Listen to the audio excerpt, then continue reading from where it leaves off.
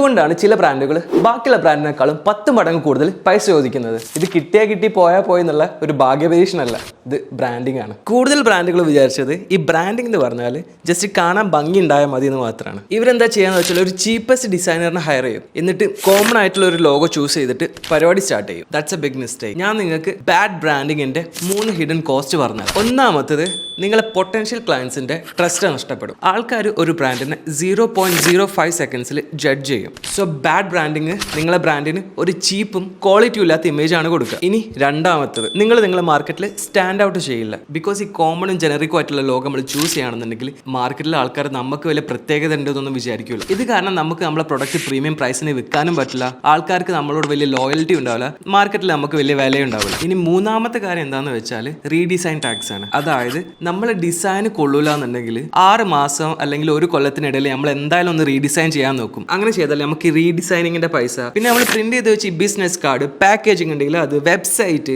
Even Kozhikode അങ്ങാടിയിൽ വെച്ച flex വരെ മാറ്റേണ്ടി വരും. ഇതൊക്കെ നമ്മൾ എന്തായാലും ഒരു എക്സ്ട്രാ കോസ്റ്റ് ആയിട്ട് തന്നെ കാണണം. മാത്രമല്ല പിന്നെ ഈ പുതിയ ഡിസൈനും വെച്ചിട്ട് നമ്മൾ മാർക്കറ്റിൽ പോകുമ്പോൾ ആൾക്കാർ വിചാരിക്കും ഇവരെന്താ പുതിയ ബ്രാൻഡോ. സോ ഇനി ആരെങ്കിലും നിങ്ങളടുത്ത് വന്നിട്ട് 1000 രൂപയ്ക്ക് ലോഗോ ചെയ്തുതരാം, ബ്രാൻഡിങ് ചെയ്തുതരാന്ന് പറയുകയാണെന്നുണ്ടെങ്കിൽ ഒന്ന് ആലോചിച്ചോ. അവർ നിങ്ങളെ കമ്പനിയെ കുറിച്ച് ആലോചിക്കുന്നുണ്ടോ, നിങ്ങളെ മാർക്കറ്റിൽ എങ്ങനെ പ്ലേസ് ചെയ്യണമെന്ന് ആലോചിക്കുന്നുണ്ടോ, അല്ലെങ്കിൽ നിങ്ങളെ കമ്പനി 5 കൊല്ലം കഴിഞ്ഞിട്ട് എങ്ങനെ ഇരിക്കുന്നു ആലോചിക്കുന്നുണ്ടോ? ഇതൊന്നും അല്ലെങ്കിൽ നിങ്ങളെ ലോഗോ കാണാൻ ഭംഗിയുണ്ടോ എന്ന് മാത്രമാണ് നോക്കുന്നത്.